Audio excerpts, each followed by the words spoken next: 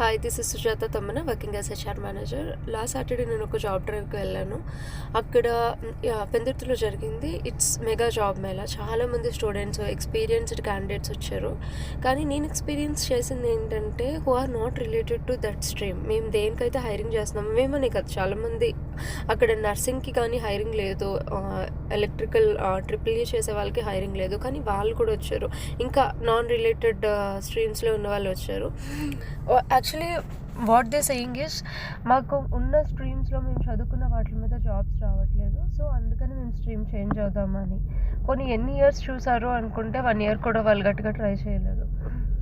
మీరున్న స్ట్రీమ్లో మీరు ఏదైతే చదువుకున్నారో దాని మీద మీరు జాబ్ ట్రై చేస్తే, ఎందుకంటే మీకు ఆల్రెడీ కొంచెం నాలెడ్జ్ ఉంటుంది. బాగా చదువుకున్న వాళ్ళకైనా చదువుకున్న వాళ్ళకైనా బేసిక్ నాలెడ్జ్ ఉంటుంది. మీకు చిన్న జాబ్